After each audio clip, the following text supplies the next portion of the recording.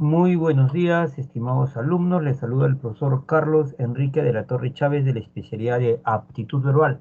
Muy buenos días a todos los presentes. Un abrazo cordial, un abrazo afectuoso, un abrazo, pues, estamos universal. Sí, un abrazo universal, un abrazo para todos. Buenos días con todos. Espero que les haya ido bien esta semana, hayan practicado. Hay que tener mucha perseverancia, mucha disciplina. Hola Ronald Abril, muy buenos días a ti más bien. Estoy respondiendo lo que están saludando. Marjorie, Dayana Flores, buenos días, hijita, ¿cómo estás? Lucero, buenos días. Juan Joel Oyola, buenos días, hijo, ¿cómo estás? Sí, buenos días, Luis Fernando García, buenos días. Me dice, yo también te respondo buenos días. Hola María Rosario, hola Laisha, ¿cómo estás? Sí, sí. Hola Luis Mario, ¿cómo estás? Muy buenos días. Muy buenos días absolutamente a todos los presentes, a todos los presentes. Bien, buenos días Ángel, Anthony, ¿cómo estás? Buenos días. Buenos días Teresita, buenos días, ¿cómo estás? Sí, una pregunta. Quisiera saber cómo está la conexión, es decir, si se escucha mi voz y si se ve la diapositiva. Buenos días, Teresita, vuelvo a repetir. Quisiera saber que me respondan cómo está el audio, si se escucha bien. Y dos, estamos si se ve la diapositiva. Ángel Anthony me dice positivo, tanto video para audio. Ronald también me dice si se ve y se escucha. Lo mismo me dice Karen. Juan Joel Oyola, Grower, todo correcto. Entonces vamos a comenzar rápidamente. Estamos presentando pues el tema del día de hoy. Voy a poner la plumilla para hacer las anotaciones respectivas. Y vamos a ver, ahora sí, la intencionalidad en el texto. ¿Sí? La intencionalidad en el texto. Entonces, cuando yo hablo de la intencionalidad, escúchame por favor, cuando yo hablo de la intencionalidad, la intención, ¿sí? Tiene que ver qué es lo que pretende el texto, ¿sí? Supongamos, voy a suponer, estamos que tu enamorado, vamos a suponer que tienes enamorado, porque yo asumo que ustedes no tienen enamorado ni enamorada, si no se están dedicando exclusivamente a estudiar. Ustedes son como yo, puros, inmaculados, ¿no es cierto? Espero que sí, ¿no? Los alumnos del profesor de la Torre son como él, puros, inmaculados. Entonces, pero vamos a suponer un caso hipotético. ¿Sí? Que usted tenga enamorado y te llame a las 12 de la noche y te diga, estoy solo, mis padres no están en la casa. Entonces tú te pones a pensar, a meditar, a cavilar, comienzas a cogitar, todos son sinónimos, ¿ah? Te pones a pensar profundamente. ¿Qué pretende? ¿Por qué me dice que está solo? Eso es la intencionalidad. Cuando un lector escribe, estamos cuando un escritor, perdón, escribe, eso valga la redundancia, estamos, ese escrito pretende algo, hacerte reír, hacerte llorar, darte una información, convencerte de algo, ¿sí? Sugerirte algo. Entonces, eso es lo que vamos a trabajar el día de hoy. Pero para ello yo necesito, pues, recordar cuáles eran los elementos constitutivos de un texto. ¿De qué estaba compuesto el texto? Y obviamente el texto, repasando rápidamente, estimados alumnos, está compuesto de ideas. Las ideas están relacionadas, hay relación de ideas. Este es, perdón, mejor ahorita voy a salir para apagar los audios, por favor. Después regreso, por favor. Estamos de las diapositivas estamos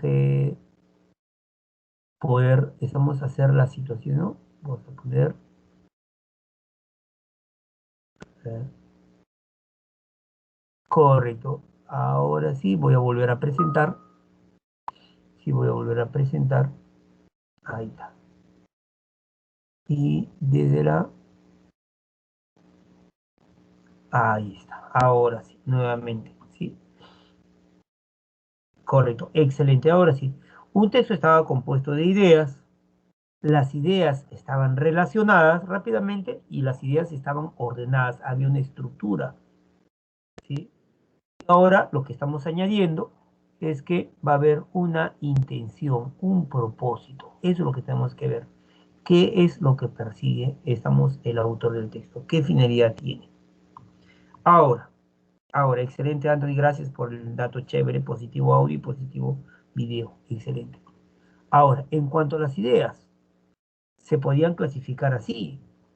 Habían ideas explícitas y había ideas implícitas.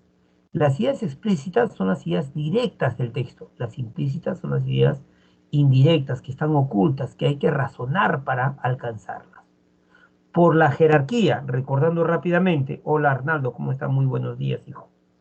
Estamos por su jerarquía, pregunto, estamos el tema, que era el concepto más importante del texto, de lo que trataba el texto, la idea principal, que no era otra cosa que el mensaje del autor, y me estoy confundiendo acá, ¿sí? Aparte de las ideas principal y las ideas de tercer orden, hay un problema ahí a ver, vamos a corregir. Hay otras ideas acá, estas las voy a poner como idea 3 acá, ¿sí? Que son las ideas secundarias, me había olvidado esto acá. Había la idea secundaria.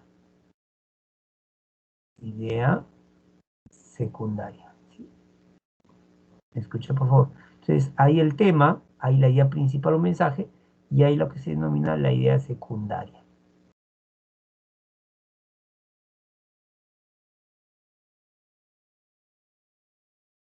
Hay las ideas del tercer orden, y existen también los datos puntuales.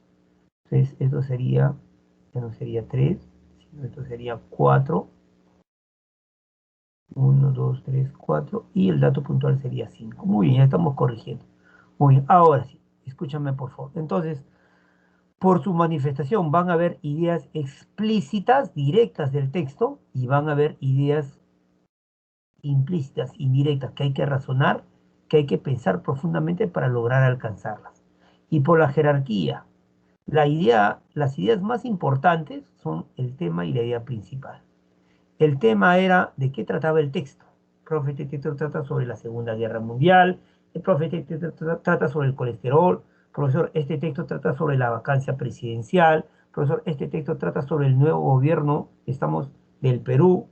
Buenos días, hola Arnaldo, hola John Brando. Entonces, ese es el tema. Y la idea principal es el mensaje que se quiere dar. La idea principal es lo mismo que mensaje. Recuerda, el mensaje del texto. Y la idea secundaria, ¿sí? La idea secundaria, me escucha por favor, es la idea que fortalece, que le da fuerza a la idea principal. Y había ideas relleno, ideas de tercer orden, y existían los datos puntuales, que son las fechas, ¿no? Los números estadísticos, eso específicamente, datos puntuales. Muy bien. En el siguiente texto, escucha por favor, en el siguiente texto, quiero que me respondas, quiero que me respondas cuál sería el tema.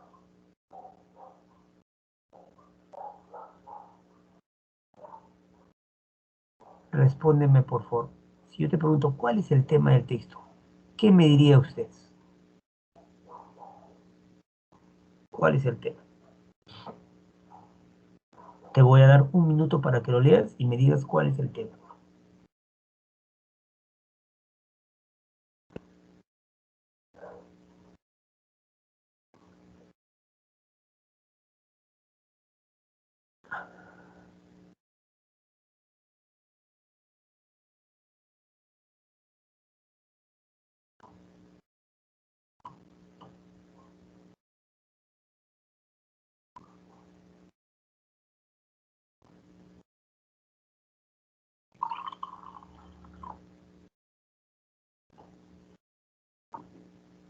Estoy acá. Si alguna palabra no entiendes, me preguntas, por favor, y yo te voy a dar respuesta. Si no entiendes alguna palabra.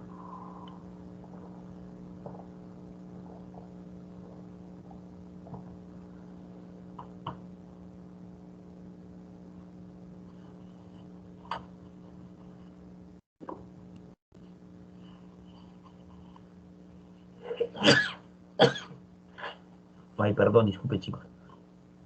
A la palabra inanidad me pregunta Arnaldo y me pregunta Lucas. Yo te voy a dar el significado, me escucha por favor, yo te voy a dar el significado de la palabra inanidad, pero el significado que estamos o que se entiende en el diccionario. ¿Por qué? Porque esta es va a ser una pregunta para este texto. Te van a preguntar qué significa inanidad, qué da a entender inanidad, ¿sí? Pero en el diccionario yo te voy a dar ese significado que nos da el diccionario sobre el término inanidad, sobre el término inanidad, sobre el término inanidad, ¿sí? Sobre el término inanidad.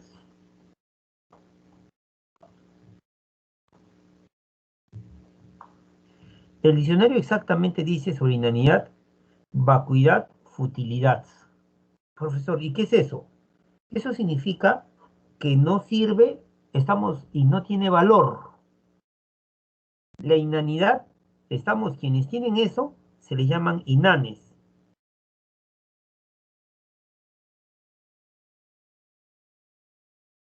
Se le llaman inanes.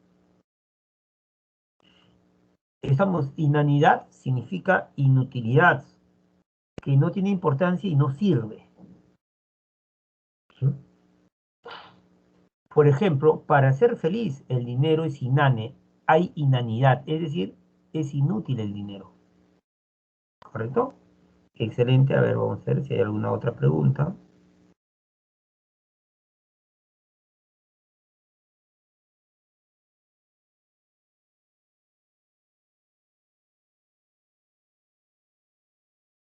La palabra redistribución y distribución es lo mismo, no. Una cosa es la que tú distribuyes y después redistribuyes. Vuelves a distribuir.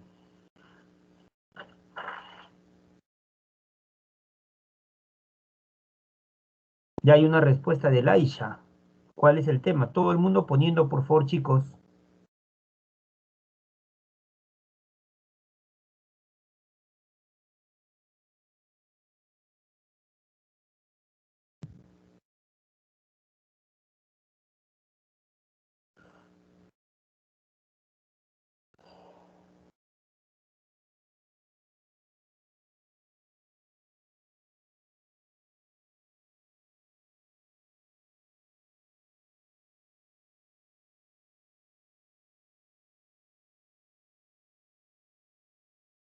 Ya, están poniendo ahí sus respuestas. El tema, ¿no? El tema.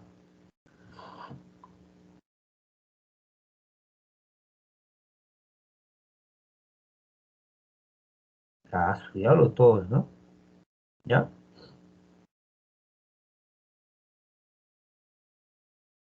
Bien. Stop. Ya no quiero que escriban, por favor, stop.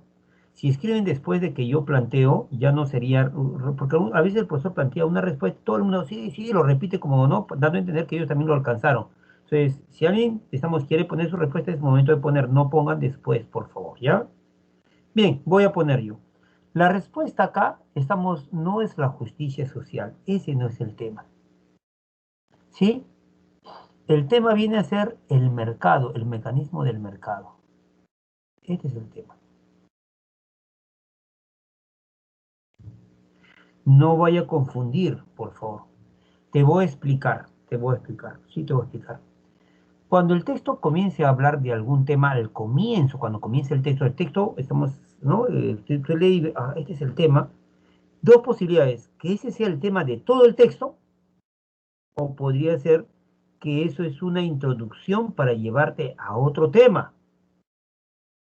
Puede ser la introducción para llevarte a otro tema, o sea, comenzamos con ese tema. Correcto. El tema no siempre va a estar al inicio, podría estar al final, al medio, podría estar oculto, implícito, ¿sí? Entonces hay que tener cuidado, por si acaso. Cuando el texto comienza hablando de algún tema, posibilidad podría ser que ese tema sea el tema de todo el texto, o la segunda posibilidad podría ser, va a ser la introducción, te va a llevar a otro tema, o puede ser un pretexto para después saltar a otro tema. ¿Sí? Entonces dice, la expresión justicia social. A ver, conmigo leyendo, está leyendo conmigo, por favor, fuerza mental. ¿Sí? La expresión justicia social referida a una sociedad de hombres libres carece de sentido. Es una simple fórmula vacía. Obviamente usted se da cuenta que el autor no está de acuerdo. Estamos con la frase justicia social entendida como una sociedad de hombres libres. O sea, la expresión justicia social referida a una sociedad de hombres libres, es decir, si en una sociedad los hombres son libres, entonces esta palabra justicia social no tiene sentido. Es una simple fórmula vacía. El término, sigue hablando del término justicia social, suele usarse hoy como sinónimo de la justicia distributiva, la cual nos da una idea más clara de lo que se pretende decir. O sea, ¿qué se pretende decir con justicia social? Hay que distribuir. Pero al mismo tiempo nos aclara que por qué el concepto carece de aplicación. ¿Por qué el concepto de justicia social carece de aplicación? Entonces, para el autor del texto, la frase justicia social en una sociedad de hombres libres no tiene sentido. Es una fórmula vacía. La palabra justicia social se utiliza como sinónimo de justicia distributiva. ¿Sí? Es distribuir, eso es justicia social. Pero el autor dice, eso no tiene aplicación en una sociedad de hombres libres. La inanidad de la expresión justicia social se demuestra. O sea, ¿por qué no se puede aplicar? Eso es inanidad. ¿Por qué no tiene sentido? ¿Por qué es vacío? ¿Por qué no se le puede aplicar? Se muestra tanto porque, porque no existe el menor acuerdo sobre lo que esa justicia social exige en los casos particulares. O sea, ¿por qué la frase justicia social no se puede aplicar? ¿Por qué justicia social como sinónimo de justicia distributiva en una sociedad de hombres libres? ¿Por qué no tiene sentido?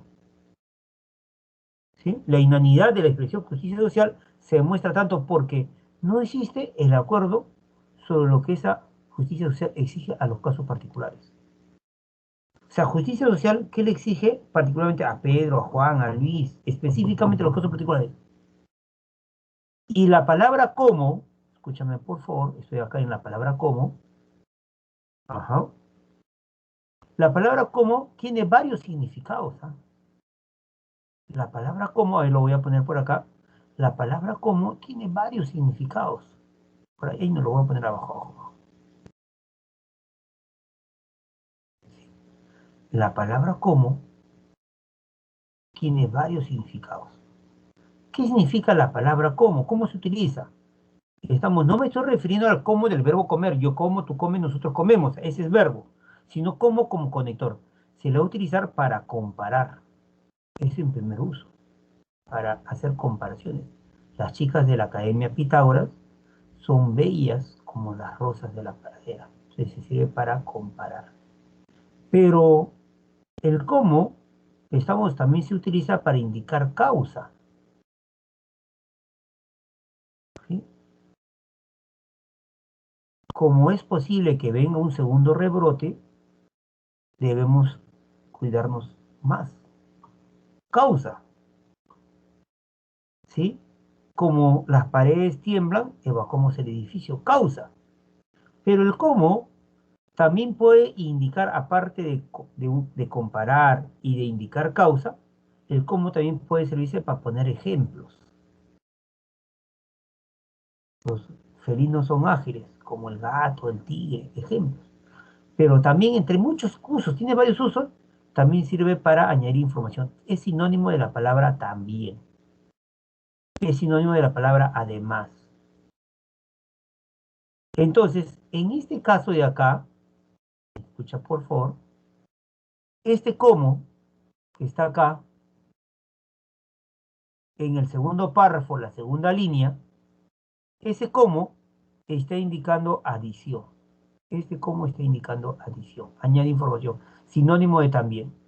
Entonces, ¿sí? ¿Por qué la frase justicia social no se puede aplicar? ¿Por qué no tiene sentido? ¿Por qué es una fórmula vacía? Primera razón, porque conector de causa. Primera razón, no existe acuerdo sobre lo que sobre lo que esa frase exige, sobre lo que esa justicia exige. Dos, ¿por qué no se puede aplicar? Dice, a ver, leo el texto por favor, leo el texto, línea 1 del segundo párrafo. Concéntrate por favor, te lo pido.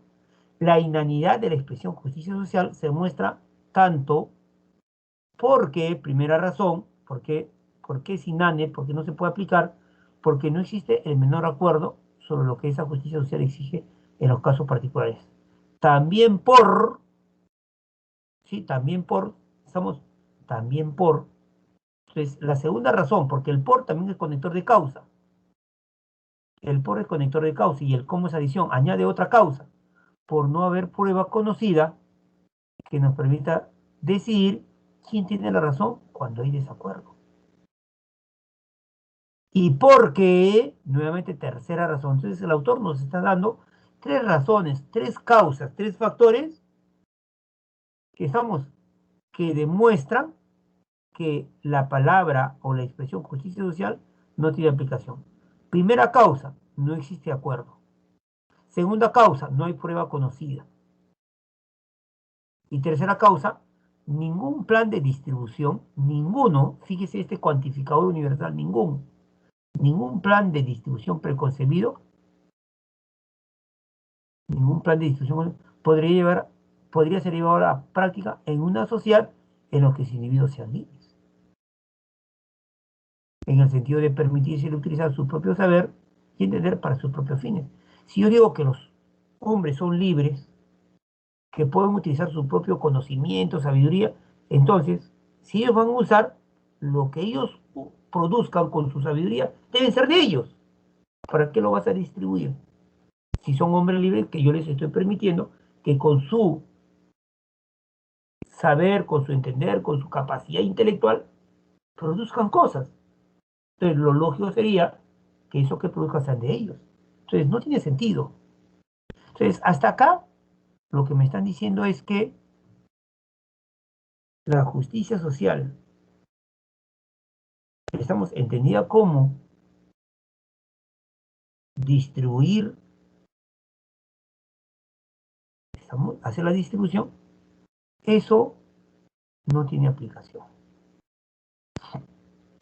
Pero después, en el tercer párrafo dice, el mecanismo del mercado logra una asignación de recursos más eficiente que la que podría conseguir ningún plan distributivo,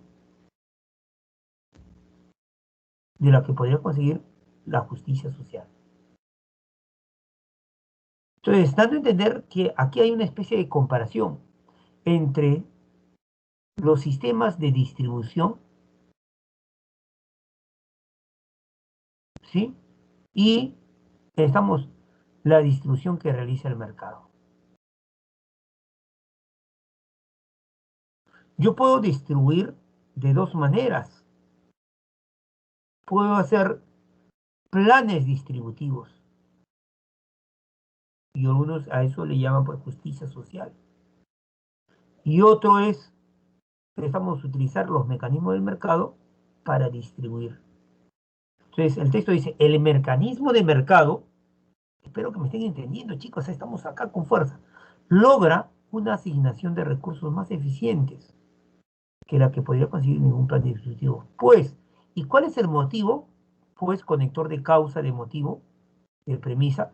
¿Cuál es el fundamento, la causa que que hace que el mercado logre una asignación de recursos más eficiente, es decir, que realice una mejor distribución? Pues el resultado depende tanto de la capacidad y las circunstancias personales de cada individuo, como también de la suerte, y excluye las consideraciones de mérito, necesidades y otros semejantes. En otras palabras, traducción, tengo riqueza, un país, etcétera, tiene riqueza, hay que distribuirlo. Puedo hacer planes distributivos. Y el autor dice, no, no está bien eso. En una sociedad libre no tiene aplicación. De repente en una sociedad donde no hay libertad, se puede aplicar, ¿no? Se distribuye. Pero en una sociedad de hombres libres no. Y entonces, si no vamos a hacer, no vamos a distribuir a través de la, entre comillas, justicia social, entonces, ¿qué vamos a usar? El mercado, pues. El mercado sí es eficiente. ¿Por qué? Estoy en el tercer párrafo, segunda línea del tercer párrafo. Depende de la capacidad y las circunstancias. También incluye la suerte. Y no toma en cuenta, estamos consideraciones de mérito.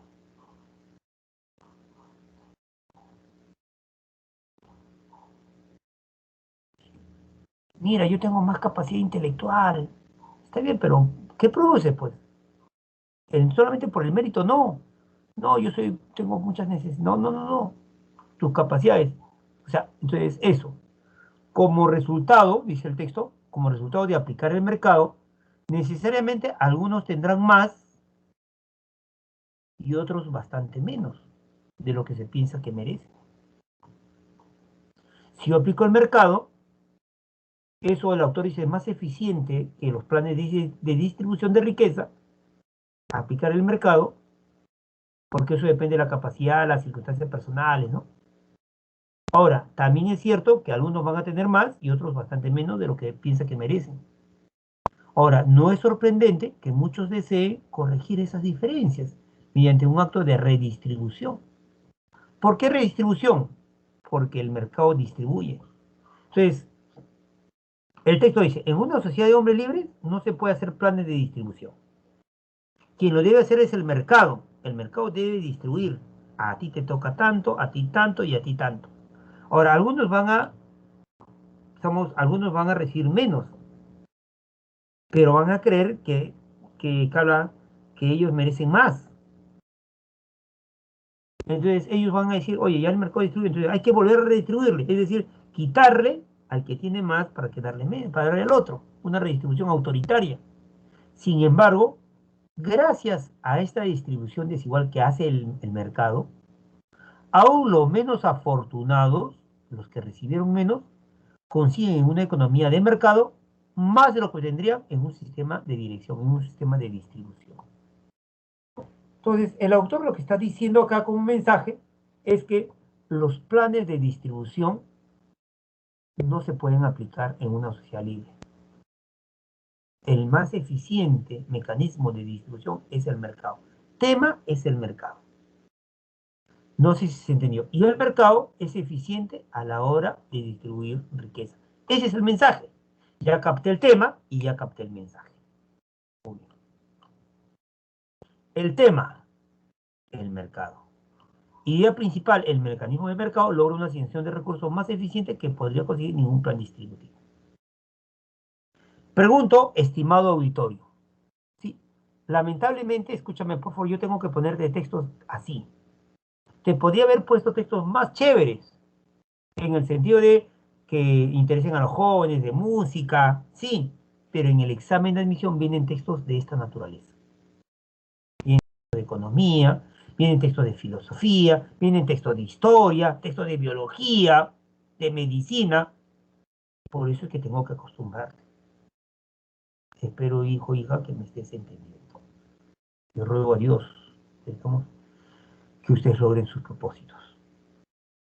Entonces ya tenemos claro que el tema no era la justicia social, sino el autor quería resaltar al mercado. Ahora, todo texto tiene una estructura. Escucha, por favor. Por ejemplo, esto ya lo vimos ya. Mira, mira, dice, el concepto más importante en ecología es el de ecosistema, cuya comprensión permite un enfoque realista de la crisis actual del medio ambiente. Ese es un texto, ¿sí? Que están hablando del concepto de ecosistema. No están hablando de ecosistema, sino del concepto de ecosistema. El concepto más importante en ecología es el de ecosistema. Aquí falta la palabra concepto, hay una elipsis acá. El concepto más importante en ecología es el de ecosistema, es el que ahí falta un sustantivo, concepto, el concepto de ecosistema, cuya comprensión de ese concepto permite un enfoque realista de la crisis del medio ambiente. Hay prácticamente dos partes del texto. La primera parte va desde acá, desde el concepto, hasta, estamos la palabra ecosistema. El concepto más importante en ecología es el concepto, es el de ecosistema, cuya comprensión, esta es la segunda parte ya, cuya comprensión permite un enfoque realista de la crisis del medio ambiente. Entonces, si yo analizo bien, hay las siguientes ideas. El concepto más importante en ecología es el de ecosistema y la otra idea es la comprensión del concepto de ecosistema permite un enfoque realista de la crisis actual del medio ambiente. Entonces, tengo que ver cómo está organizado el texto. El autor plantea en primer lugar, estamos la importancia del concepto de ecosistema. El concepto, dentro de ecología, el concepto más importante es el concepto de ecosistema. Y la segunda idea nos dice que comprender el concepto de ecosistema va a permitir, es decir, nos está diciendo pues que hay un nexo causal, nos va a permitir el enfoque realista de la crisis actual del medio ambiente. Quiere decir que comprender el concepto de ecosistema va a ser la causa y el enfoque realista lo que va a permitir va a ser el efecto, la consecuencia. Pero ¿para qué el autor plantea esta relación causal? Para sustentar que el concepto de ecosistema es importante. Esto que acabo de hacer es organizar el texto. Entonces, el texto, esta es la estructura, ¿sí? El texto tiene ideas. Esas ideas, las más importantes, el tema de lo que trata el texto, ¿sí? El texto trata sobre el concepto de ecosistema y el mensaje es que el concepto de ecosistema es muy importante en ecología. Entonces, tengo la idea principal, ¿sí? En el texto anterior, el tema, el mercado, mensaje, el mercado es más eficiente que cualquier, sistema de distribución. Muy bien. Sí, ya sabemos. Ahora viene la tercera situación. La intencionalidad, estimado alumno, estimada alumna, lo que pretende el autor. Cuando el autor produce un texto, va a tener un propósito, un objetivo, un fin. Ahora, esa intención el autor a veces lo va a plantear de manera explícita o expresa en el texto, directamente planteado en el texto. Otras veces está oculta o sugerirla. Entonces lo que hay que hacer es razonar, inferir. Ajá. Entonces, un texto, por ejemplo, podría pretender informar.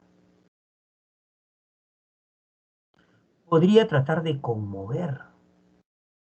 Podría tratar de convencer. Podría tratar de entretener. Un texto podría tratar de que tú reflexiones, etcétera. Hay varios propósitos.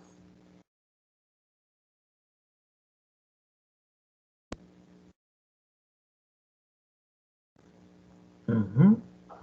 Entonces, es importante que el buen lector capte qué es lo que pretende el autor. Por ejemplo, supongamos que tú tienes tu pareja, enamorado o enamorada, y hoy cumplen 3 años, están en el 13º, entonces perdón, 3 años, están en el tercer aniversario. Hoy, y él te dice, ven, acércate. Sí, mi amor, te amo. Te pregunto, ¿qué es lo que pretende al decir eso? Al decir eso.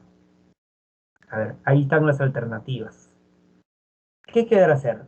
Informarla, conmoverla, convencerla, entretenerla, hacerla reflexionar. ¿Qué es lo que quedará?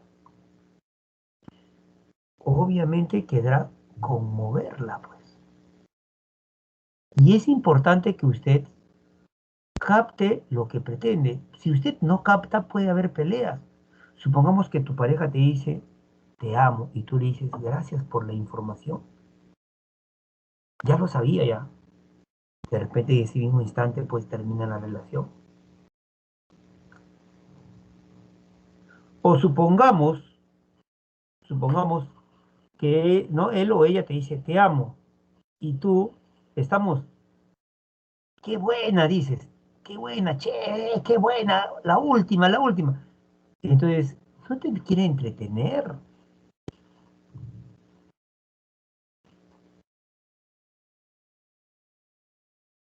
Ujú. Entonces, es importante. Entonces, puedo decir yo que cuando dice te amo, eso, en el contexto referido, lo que quiere es, pues, estamos conmover. Supongamos que un texto dice esto, ¿no? Encuentras un texto y en el texto está escrito este diálogo. Mamá, mamá, ¿puedo ir con mis amigos hoy? No, porque ojos que no ven, corazón que no siente. Mamá, ese refrán no va, no tiene sentido. Tú tampoco vas. ¿Cuál sería la intención de quien ha escrito esto, esta conversación? ¿Querrá informar o querrá entretener? Obviamente que la función es entretener. Por ejemplo, si hubiera este texto, ahora dice, ¿qué son las células? Una célula es la unidad anatómica funcional de todo ser vivo, que tiene la función de autoconservación y autorreproducción, por lo que se la considera la mínima expresión de vida de todo ser vivo. Cada célula de tu cuerpo se hizo a partir de una célula ya existente. El ser vivo más simple está formado por una sola célula, por ejemplo las bacterias. Estos seres vivos se llaman unicelulares. Incluso te ponen, digamos, algún gráfico. Acá, ¿cuál es la función? Obviamente que es informar.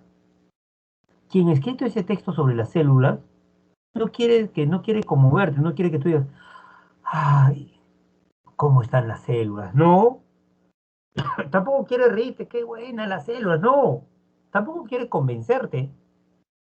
El autor no está dando una opinión acá para tratar de convencerte.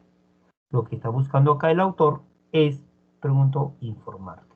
Entonces, hay textos que buscan conmover, hay textos que buscan informar, hay textos que buscan, pues, entretener, hay textos que quieren convencer. Entonces, chicos, ¿sí? Hay que tener cuidado. Por ejemplo, acá, este texto, a ver, último texto, a ver, dígame usted, ¿cuál es la intención? ¿Qué pretende quien está hablando o escribiendo esto?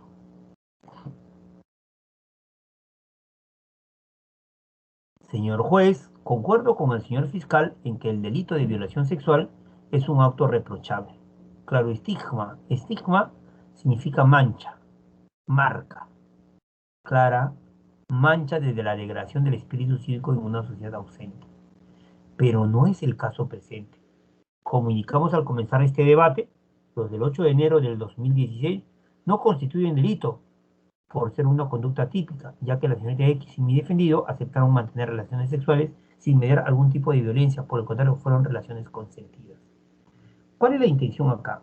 Obviamente, por el contexto, quien está hablando es un abogado. ¿A quién le está hablando? Al señor juez. ¿Y qué le está diciendo? Que el caso de su defendido, ya te la cuarta ayer, pero no es el caso presente, que el caso de su defendido no es una violación, porque plantean, estamos, que fueron relaciones consentidas. Ambos estaban de acuerdo, entonces no fue violación. Entonces, hay textos que tienen varias, ¿no? Ahora, ¿cómo se clasifican el texto? ¿Cómo se clasifican el texto? Por la intención.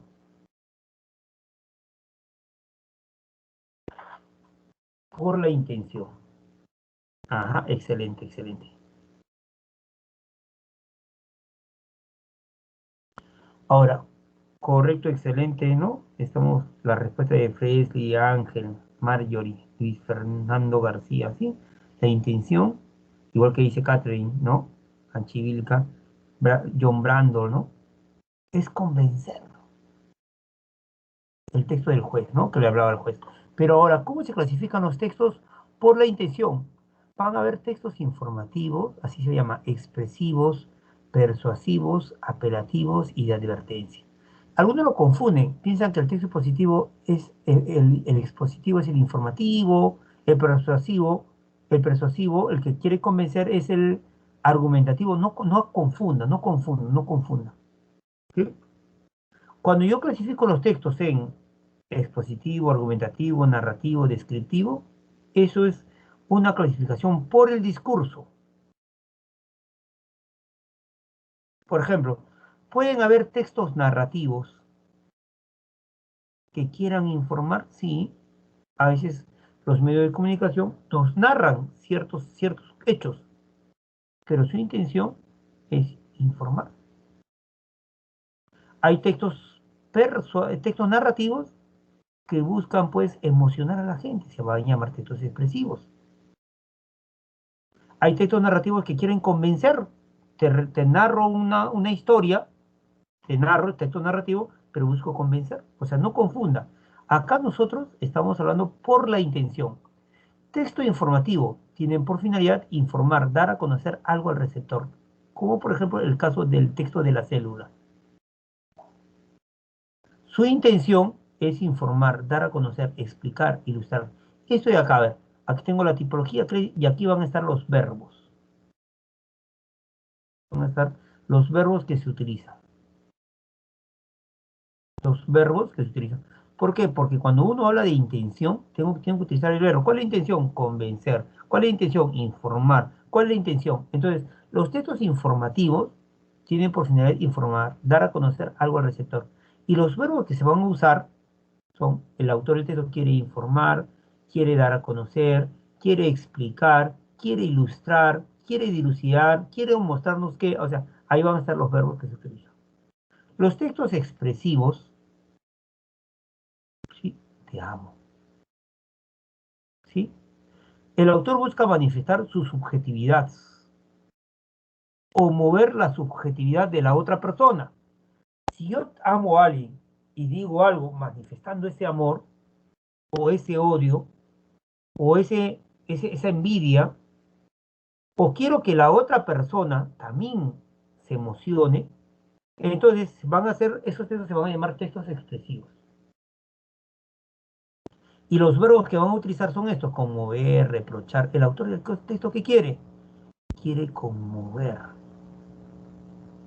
quiere reprochar, quiere criticar, quiere denigrar, quiere insultar. Son textos expresivos porque tienen que ver con sentimientos, manifestar la subjetividad. Si un texto dice, maldito sea ese ahí, entonces quiere reprochar, criticar, denigrar, insultar, satirizar, elogiar no. Y si, oye, qué chévere, qué bacán, tú vas a querer, pues, elogiar, ensalzar, apologar, así tienes que utilizar estos verbos, ¿ya? Hay otros textos que van a querer convencerte, se van a llamar los textos persuasivos, quieren convencer. ¿Y qué pretende el autor con esos textos? Ahí están los verbos, persuadir, disuadir, convencer, argumentar, fundamentar, así. Ahora, los textos apelativos, escuche por favor, pretenden guiar la acción del receptor. Por ejemplo, las recetas, las instrucciones, estamos de cómo se arma un aparato. Entonces, ¿qué pretende? Entonces, esos textos, ¿qué verbos van a usar? El texto pretende ordenar, guiar, instruir, orientar. Así tienes que utilizar. Y hay textos que quieren prevenirte de algún peligro o avisarte sobre algún riesgo. Se van a llamar textos de advertencia. Y los verbos que se utilizan son advertir, prevenir. Entonces, quiero que te grabes, por favor, hijito, hijita, este cuadro. Tipo de texto. Ahora, yo lo paso acá.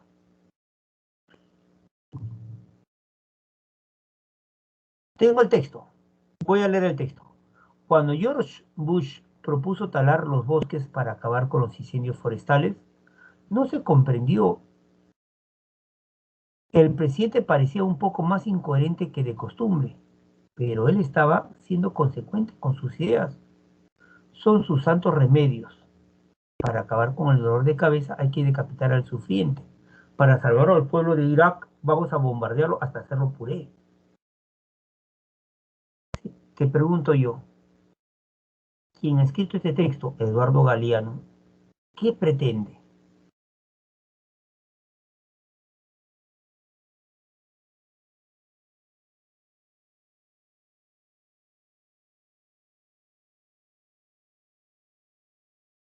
¿Qué pretende? ¿Cuál sería su respuesta?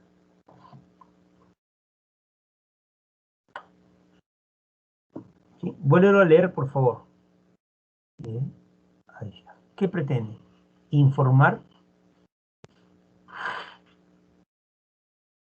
quiere convencerte de algo, quiere guiarte. Obviamente que no va a ser apelativo, ¿ya? No es apelativo. Tampoco está advirtiendo de algún peligro. ¿Te está convenciendo? No. ¿Es solo informativo? No. Es un texto expresivo. El autor está manifestando su subjetividad, un sentimiento en contra. Por lo tanto, podría ser reprochar, podría ser criticar, podría ser denigrar. Tengo que buscar el exacto. Podría ser insultar o podría ser satirizar. Satirizar es burlarse, ¿sí? Entonces, el autor del texto, vuelvo a repetir, ¿qué es lo que busca? ¿Insultar a George Bush? No. Criticarlo podría ser. Podría ser criticar, correcto. Pero no está criticando directamente, ¿ah? Mira, cuando George Bush propuso talar los bosques para acabar con los incendios forestales, o sea, para que no haya incendios forestales son los incendios que hay en los bosques. Entonces, para acabar con los incendios en los bosques, les pregunto, destruyeme todos los bosques, destruyeme todos los árboles, no va a haber pues, incendio de árboles. Entonces, cuando George Bush propuso talar los bosques para acabar con los incendios forestales, no fue comprendido. El presidente, el presidente parecía un poco más incoherente que de costumbre, pero él, o sea, el presidente estaba siendo consecuente con sus ideas. Son sus santos remedios, está burlándose, fíjese por favor, a sus remedios. Para acabar con el dolor de cabeza, córtale la cabeza, decapita, pues. Decapitar es cortar la cabeza, corta la cabeza al paciente. Si quieres salvar al pueblo de Irak, bombardealo, pues así lo salvas. Lo matas y ya lo salvaste. Y si quieres evitar incendios, entonces corta los árboles. Y eso el autor dice son sus santos remedios. Entonces, el autor del texto lo que busca es satirizar, ¿sí? Somos el accionar de George Bush. Criticar también podría ser excelente. Y yo tengo que captar esa intención. ¿Cuál será la intención? En cambio, un texto así, un texto de esta naturaleza, ¿sí? En cambio, un texto de esta naturaleza, ¿qué buscará? ¿Sí? Ah, ya, correcto, Lacha. Voy a hacer la explicación, ¿ya? Voy a hacer la explicación. Lacha, sí, sí, informar Ronald, pero Lacha me está preguntando para todos, profesor, ¿se podría decir que hay ironía o sarcasmo? La ironía, ¿cuál es la diferencia con la ironía y el sarcasmo? En ambos hay una crítica. Cuando tú ironizas, estás criticando. Cuando tú realizas un sarcasmo, también criticas. Ahí no hay la diferencia. Dos, hay burla en ambos, sí, hay burla. Solamente que la ironía, es una burla oculta en lo que dices. Mientras que el sarcasmo directamente se entiende que hay una burla. La ironía, es una crítica burlesca, pero muy fina, casi imperceptible hacia el receptor o hacia algo, no es el receptor, sino hacia algo o hacia alguien. escúchame por favor, ¿ah? ¿Sí? Es una burla encubierta. Y estamos, en el caso de la ironía, implica una contradicción, ¿no? Implica una contradicción. Ojalá que se me esté entendiendo la idea, ¿sí? Implica una especie de contradicción, ¿no? Por eso es que, que en el caso anterior, sí de repente podría ser ironizar, porque santos remedios es contradictorio con cortar la cabeza, no una contradicción. ¿Cómo le va a llamar santos? Pero no sé a usted, pero lo que yo percibo es que aquí hay una burla directa. Por lo tanto, es satirizar, ¿no? A realizar un sarcasmo, ¿sí? Pero si usted se da cuenta, pero si usted dice, no, pucha, pero no está, es muy sutil esta burla, entonces ahí sería una ironía, ¿no? Quiere ironizar, pero sí podría entenderse también como sinónimo. Entonces, ¿cuál es la intención del texto? Criticar el accionar de George Bush, ¿sí? Pero sería mejor decir, burlarse del accionar de George Bush, sí, pero podría ser mejor decir satirizar, ironizar, pero hay una diferencia de intensidad. La sátira, el sarcasmo, es mucho más intenso. Yo te digo así, ¿eh? La ironía es sutil, una relación de intensidad. Ironía, sí, la ironía. La sátira, es como la ironía, pero es mucho más directa. Recuerda la diferencia, ¿esa? Pero ya de mayor intensidad ya es el sarcasmo. El sarcasmo ya es la burla hiriente, ¿sí? Entonces, de acuerdo a cada texto, usted podrá colocar si es una ironía, una sátira o un sarcasmo. Aquí hay una relación, que va de menos, de lo más sutil, a lo más intenso. Pregunto, ¿sí? Ojalá sí que se esté entendiendo la idea. ¿Sí? Vamos a ver. Sigamos. Y en este texto que está acá, ¿cuál era la intención, chicos? ¿Cuál es la intención en ese texto? El autor querrá expresar sus sentimientos, el autor querrá, mm, convencer, y es cierto lo que dice Ronald, el autor quiere informar. Solo quiere informar. Sí, Ronald. Ahora, quiero que lea el texto y quiero que me respondas a las preguntas, ¿ya? Quiero que lea el texto. Te voy a dar 2 minutos para que lo leas bien. A ver, ¿por qué informar? Joel y Jonas. Porque el autor, en primer lugar, no hay ningún dato que indique que está manifestando un sentimiento. Desde principios del siglo XVIII, bajo la dinastía Borbona, se llevaron a cabo cambios económicos y políticos. Allá. Y dígame usted, ¿el texto está expresando algún sentimiento a favor, en contra? Entonces no es texto expresivo. ¿Quiere convencerte? No, nos está trasladando los datos. Estamos, porque para convencer, estamos, tendría que utilizar, palabras, porque pasó esto, fíjate esto, no.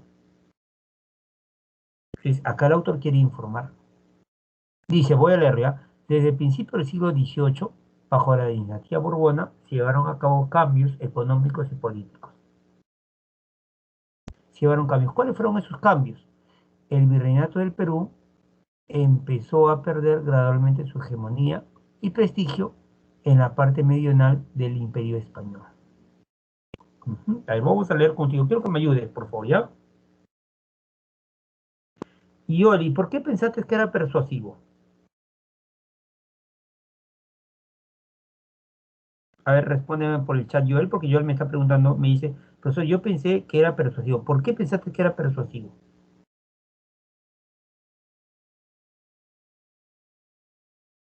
Mm.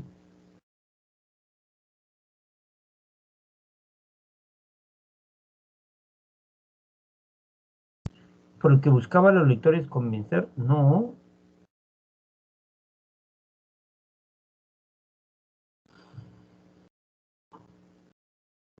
para que sea un texto persuasivo, el tema debe ser un tema que esté en debate.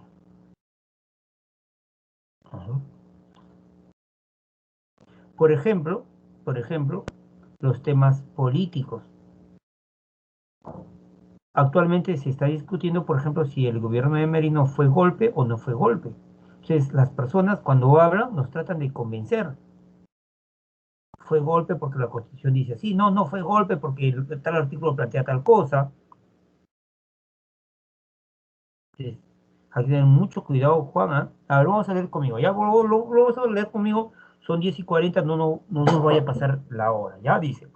Desde el principio del siglo XVIII, desde bajo la dinastía Borbona, se llevaron a cabo cambios económicos y políticos.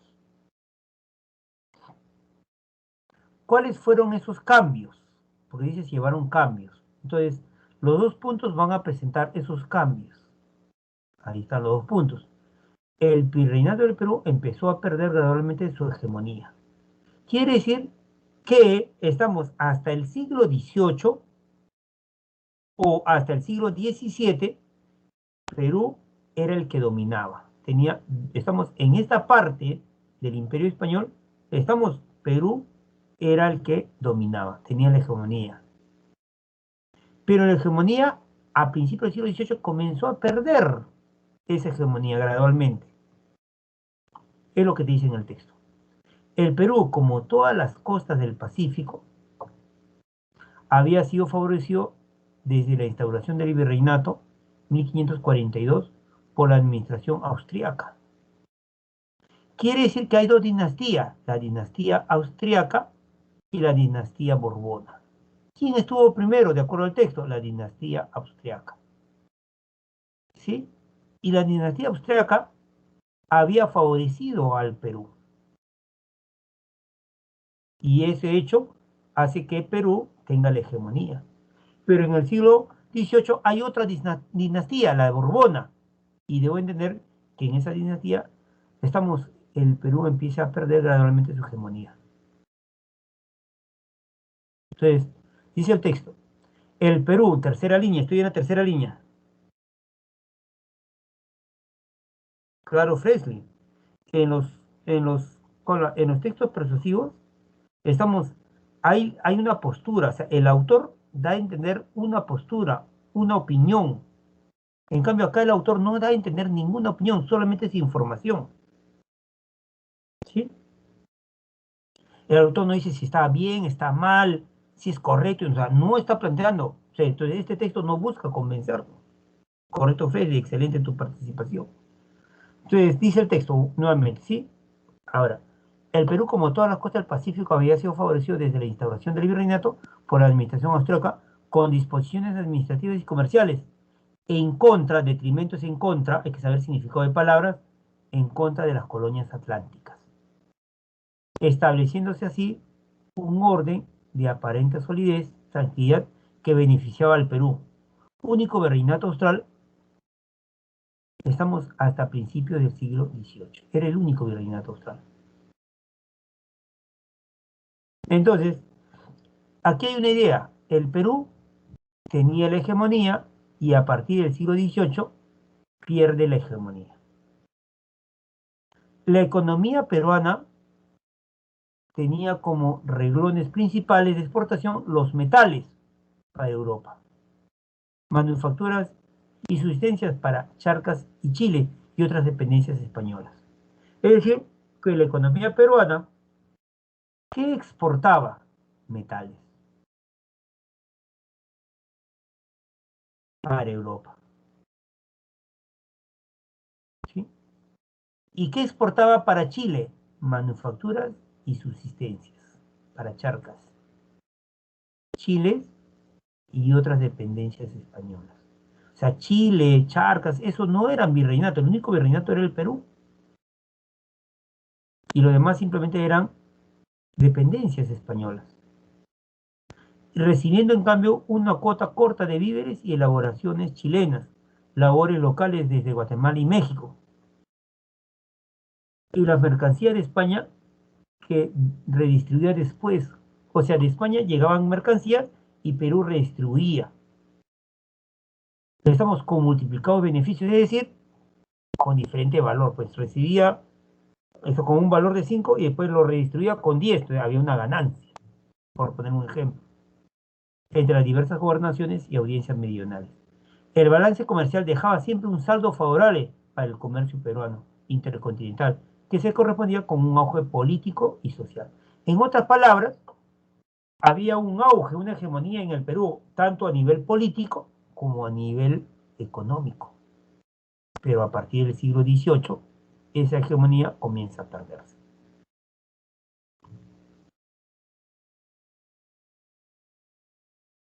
No obstante, ya con los franceses en la corona española, ya con los franceses estamos en la corona española, se refiere a la dinastía Borbona. Se refiere a la dinastía Borbona. No obstante, ya con los franceses, en la corona española, desde los primeros decenios del siglo XVIII, hubo indicios que corregían esa prosperidad comercial, es decir, la hegemonía económica, la hegemonía comercial. Charcas, que había sido una zona de expansión peruana, fue ganada cada vez más por Buenos Aires, en una rivalidad que ha de concluir simbólicamente a fines de ese siglo con la creación del virreinato del Río de Plata, reflejado en el descenso de las exportaciones a Charcas y al mismo Buenos Aires. Un texto de la época, el voto consultivo, da cuenta de este hecho al indicar que todo el Alto Perú y el mismo Chile estaban dejando de ser plazas de consumo para el Perú. Es decir, que ya Perú no podía exportarle pues los productos. Entonces Perú estaba siendo afectado. Bien. El texto nos habla, pues, estamos y nos dice, estamos que la hegemonía peruana, tanto en el aspecto económico como político, y estamos a partir del siglo XVIII, con la dinastía francesa borbona, pierde hegemonía. Yo te pregunto ahora, respóndame por favor, ¿cuál es el mejor resumen del texto? ¿Cuál sería el mejor resumen del texto?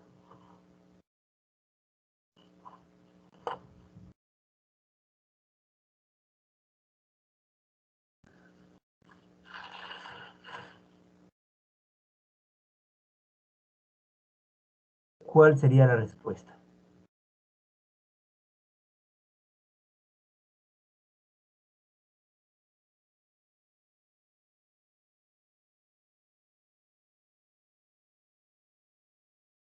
Ah, excelente, examen de admisión. Facilito. Ahora, este texto de acá. ¿Mm? La B, no Rona, la.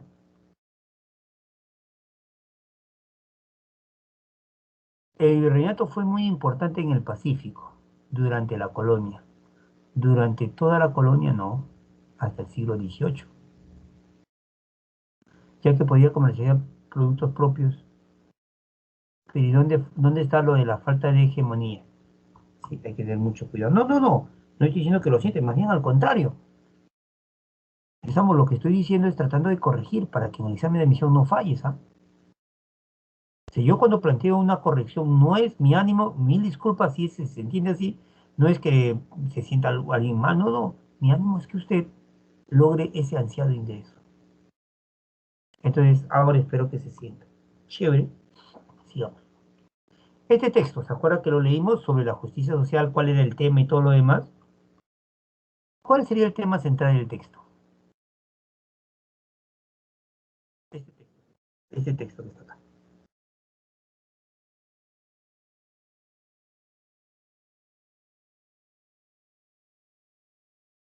¿Se acuerda que el tema cuál era?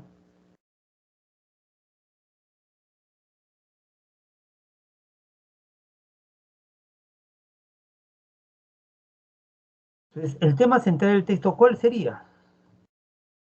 El tema central, no el tema general. El tema general es el mercado, pero el tema central.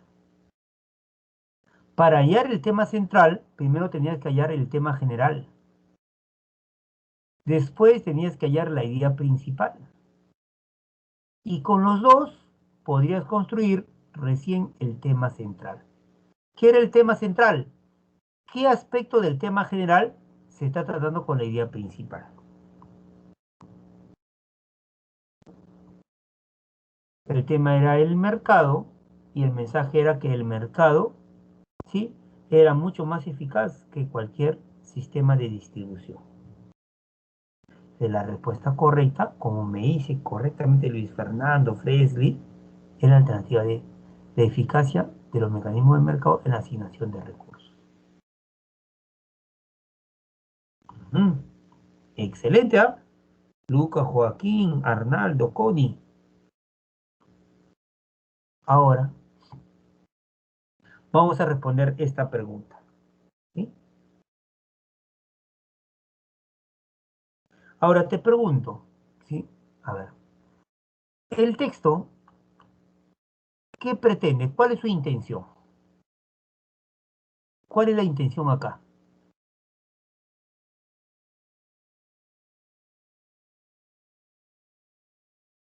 Aquí, ¿cuál será la intención en ese texto? ¿Qué pretende el autor acá? Informar, conmover, entretener, hacer reflexionar. ¿Qué quedará?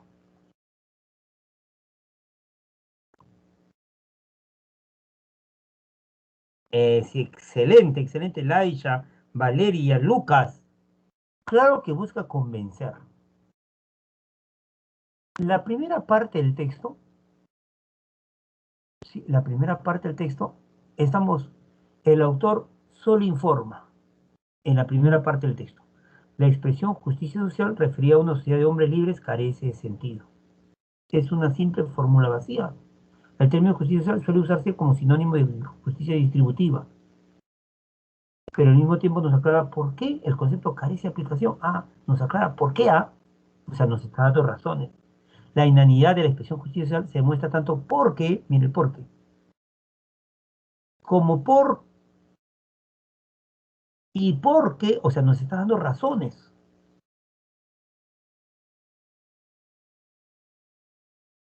Ujú.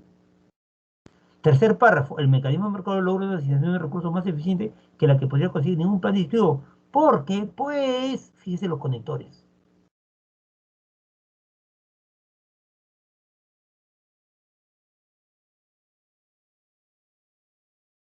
Entonces, si yo leo el texto, el autor me trata de dar las razones de su opinión de que el mercado es mucho más eficiente que los planes distributivos. Entonces, el autor lo que busca es convencer. Entonces, cuando a ti te pregunten por la intención, escúchame por favor, estimado alumno, usted va a agarrar o a la idea principal o al tema central, no al tema general, ¿ah? Y le va a añadir un verbo. Entonces, convencer, por ejemplo, ¿cuál es la intención del texto? Convencer sobre la eficacia de los mecanismos de mercado. ¿Sí?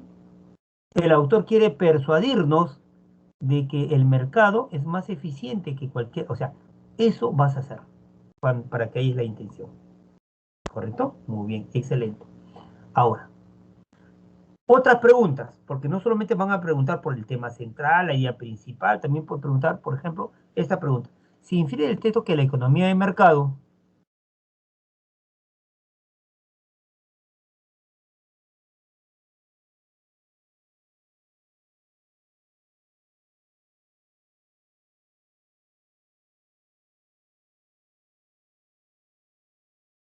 si infiere el texto que la economía de mercado,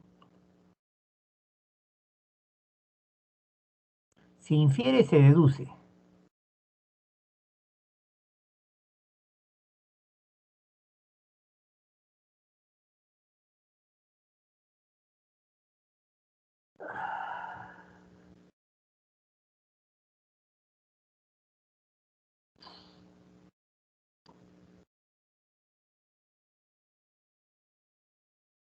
La economía de mercado, a ver, vamos a ver, de acuerdo al texto, busca la asignación de recursos, no, más desigual, que sepa, las más desigual, no. La economía de mercado busca Estamos distribuir recursos, ¿sí? No planificadamente, según el mercado, pero en toda la economía, pero no busca la asignación más desigual. Va a haber desigualdad, sí, unos van a recibir más que otros, pero no es la asignación más desigual. Porque en el texto dice claramente, en una parte del texto se dice claramente, ¿sí? En la parte final, ubíquele cómo le estoy sustentando, en la parte final se dice, como resultado necesariamente algunos tendrán más y otros bastante menos, o sea, no va a haber una igualdad total de lo que se piensa que merece. No es sorprendente que muchos deseen corregir esas diferencias mediante un acto de redistribución. Sin embargo, gracias a esa distribución desigual, o sea, gracias al mercado, a la distribución del mercado, aún los menos afortunados consiguen una economía de mercado más de lo que obtendrían. Entonces, no es la más injusta, más bien es la más eficiente. Por lo tanto, la alternativa, por lo tanto, la alternativa A no podría ser. La B, propende significa está inclinado a qué. Pregunto, ¿la economía de mercado está inclinada a la justicia social? No, la justicia social, estamos, es incompatible, no tiene aplicación, por lo tanto la B no. La economía de mercado considera perjudicial el hecho de tener como objetivo la igualdad social. Claro, porque la economía de mercado distribuye no por la igualdad, sino distribuye según la capacidad personal.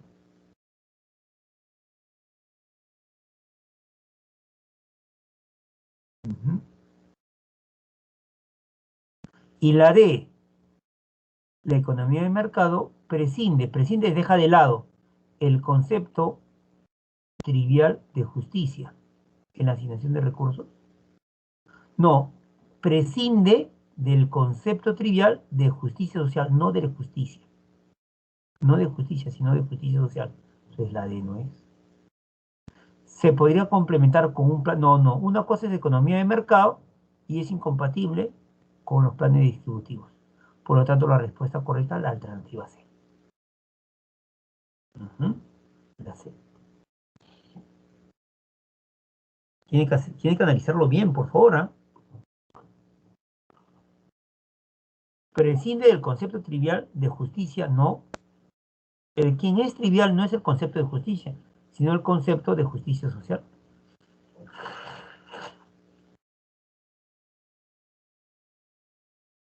Sí, hay que tener mucho cuidado. ¿Ah?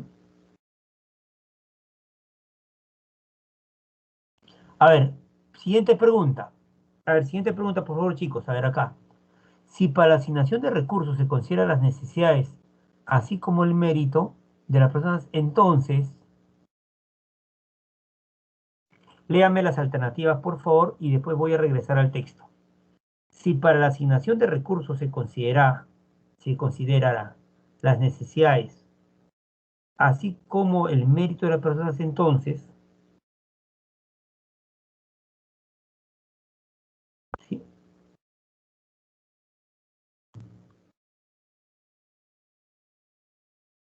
Ahí está el texto.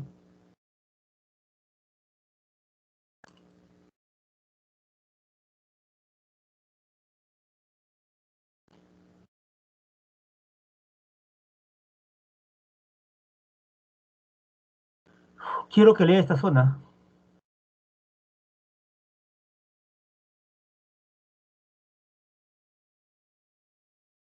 Quiero que lea esa zona. El mecanismo de mercado logra una asignación de recursos más eficiente. Es más eficiente. Es eficiente que los planes distributivos. Pues el resultado, ¿no? Cuando el mercado comienza, empezamos a distribuir, a asignar recursos, eso es muy eficiente. Pues eso depende, pues el resultado depende de la capacidad y las circunstancias personales, así como de la suerte. ¿Y a quién deja de lado? ¿A quién excluye? Las consideraciones de mérito, necesidades y otros semejantes. O sea, la pregunta acá es, ¿y qué pasaría si yo tomara el mérito, las necesidades, eso de ahí? ¿Sí? ¿Qué pasaría?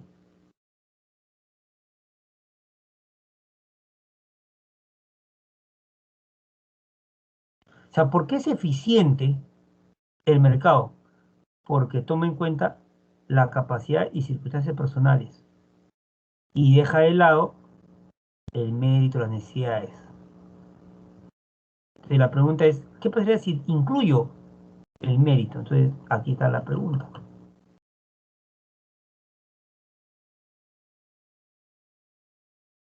Entonces, espero, entonces no se ha entendido el texto, chicos. Estoy bastante preocupado, muy preocupado, papá, mamá. Si para la asignación de recursos se considerara las necesidades, así como el mérito de la persona, quiere decir que no estás aplicando el mercado. O sea, el texto habla de dos situaciones. Si aplico la distribución planificada o si aplico el mercado. Y el texto dice, el mercado es más eficiente. Hay mayor justicia con el mercado, no justicia social. Con el mercado bacán. Con la distribución o llamado justicia social, no, eso es inaplicable. Entonces, ¿por qué el mercado es chévere? ¿Por qué el mercado es eficaz? ¿Por qué el mercado logra mejores resultados? Pues se basa no en las necesidades, no en el mérito, los excluye y toma en cuenta las capacidades. Entonces, la pregunta es, si para la asignación de recursos se consideran las necesidades, ¿sí? Entonces, ¿cómo voy a decir que la distribución efectiva permitiría alcanzar la justicia?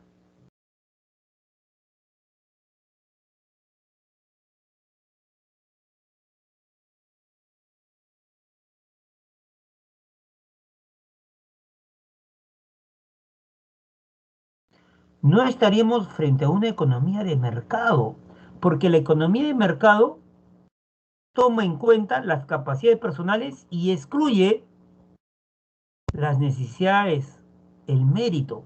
Entonces, si yo los incluyo, no estamos frente a una economía de mercado. ¿Sí? Vamos, chicos, vamos. Pregunta 4. Es examen de admisión esto lo estoy proponiendo ahorita, un examen de admisión, estimado alumno y alumna. Es incompatible con las ideas del autor sostener que incompatible, tienen que leer bien la pregunta, es incompatible.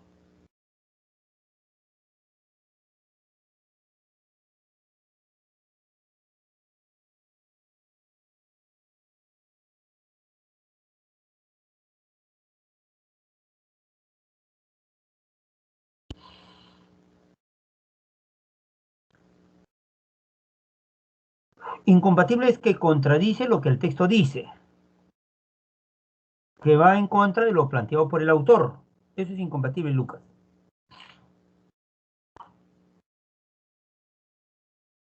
Claro, el gran objetivo de la economía de mercado no puede ser la justicia social, porque justicia social es distribución planificada. Entonces, la respuesta correcta es la B.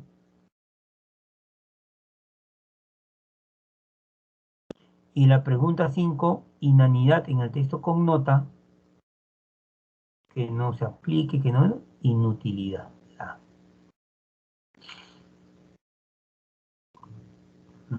ahí sí es ahí sí es la. Vamos a seguir avanzando, chicos, vamos a seguir avanzando, no hay que detenernos, ¿ya? No hay que detenernos. Sí, la inanidad, ya expliqué en la primera parte, estamos Loyola, que significa inutilidad, que no sirve. Sí, excelente, Laisha, Marco Gustavo. Entonces, el texto tiene ideas. Las ideas están relacionadas y están organizadas. Estructura. Hay un mensaje, la idea principal. Hay un tema de qué trata el texto. Hay ideas secundarias, fortalecen a la idea principal. Hay ideas de tercer orden y datos puntuales, etc. Pero el texto también tiene una intención. ¿Cuál es la intención del texto? Porque algunos textos quedarán solo informar, como el texto de estamos, estamos de historia que leímos hace un momento, cómo el Perú perdió hegemonía. Habrá otros textos que quedarán convencer, como el texto, de que nos habla que el mercado es más eficaz. Ahí nos trata de convencer. Habrá otros textos que nos traten de conmover. Y eso tienes que usted captarlo. Espero con esta clase, estimado alumno, le haya servido. Estamos practicando, podemos fallar, pero hay que seguir adelante. Les estoy dejando también, les estoy dejando también para que ustedes busquen sinónimos y antónimos. Por ejemplo, jactancioso significa arrogante, que se cree lo máximo. Sinónimo de jactancioso, vanidoso, fachendoso, ¿sí? Varios sinónimos. Entonces tengo que buscar en esta columna cuál sería un sinónimo de jactancioso. Y busco, y voy a dar 3, ufano. Ufano es vanidoso. Es ahí iría el número 3. O escribes la palabra también si quieres. Ujú. Y buscas el antónimo de ufano. Si ufano es el vanidoso, el jactancioso, el que se cree lo demás, lo contrario sería, por ejemplo, el humilde. El antónimo sería así. La E. O si quieres escribir la palabra. Y así trabajas, por favor. Y después completas. Estamos Estamos con estas palabras de acá,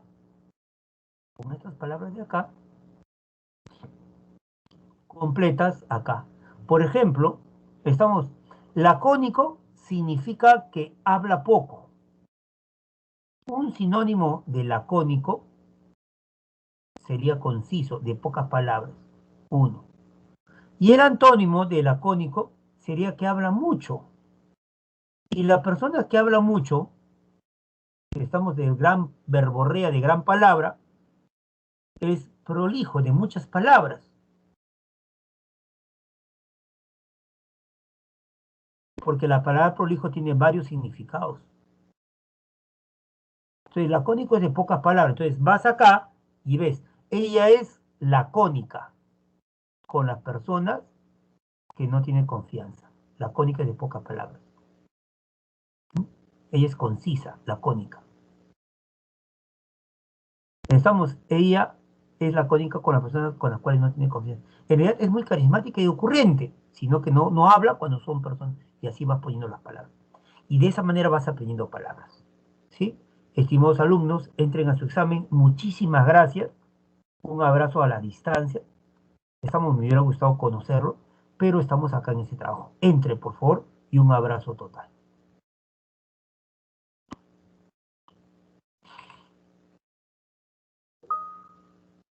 Excelente, Rona. Continúa a rendirse jamás. Excelente.